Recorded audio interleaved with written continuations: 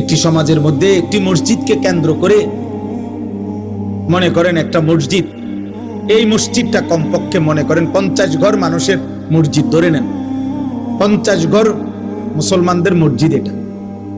তাইলে 50 ঘরে যদি পুরুষ ধরে নিলাম 5 জন করে, 250 জন, কথার কথায় তাহলে 250 জন পুরুষের জন্য ধরেন এই মসজিদটা।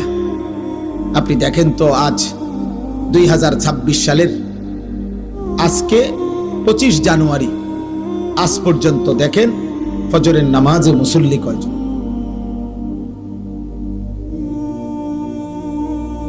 বুঝেন নাই আমার কথাটা? সুখ আসবে কোত্থেকে? সুখ আসবে কোত্থেকে? সীমাবদ্ধ উপার্জন যার হাতে, সে সুখ দিবে কোত্থেকে? যিনি আপনার রাষ্ট্র চালাবে উনারও তো টাকা সীমাবদ্ধ, উনি সুখ দিবে, উনারও তো প্রয়োজনের অনেক অভাব, শেষ নাই, ওনার চাহিদারও তো শেষ নাই।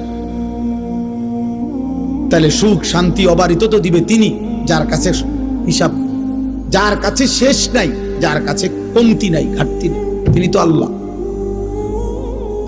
এখানে যে মনে করেন এখানে যদি 500 ছেলে হয়, আপনারা একজন চাচা আল্লাহর ওয়াদ দোহাই তারাইয়া দেখেন, এখানে যদি 500 জন ছেলে হয়, এখন বসা কমপক্ষে 450 জন এক ওয়াক্ত নামাজ পড়েন।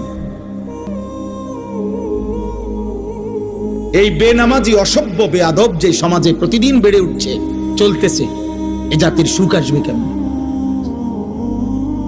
এ কারাকারিয়ে চলবে, কামরা কামড়িয়ে চলবে,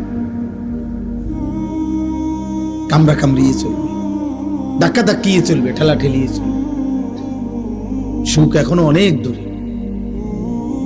আমার যুবক তুমি বলো নাই তো,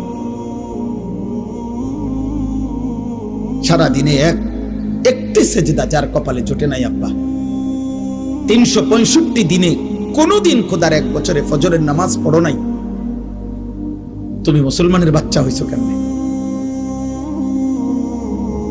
তুমি মায়ের পবিত্র দুধ, যে মা 2 বছর দুধ পান করাইছে, তার কি বদলা দিল? তোমার সৃষ্টিকর্তা আল্লাহ, তাকে তুমি কি দিলা? তোমার নবী সাল্লাল্লাহু আলাইহি সাল্লাম 23 বছরে চোখের পানি ফেলছেন, তার বদলা কি দিলা আজকে সারাদিন? এই নারী, ছবি, মোবাইল, অশ্লীল দৃশ্য, এই বেনামাজি জিন্দেগি, কাফের মুশরিকদের এই অনুসরণ, চুল, চেহারা, লেবাস, পোশাক বেঈমানদের মতো, আর সুখ পর দিবে আল্লাহ। বিয়ের শুরুর থেকে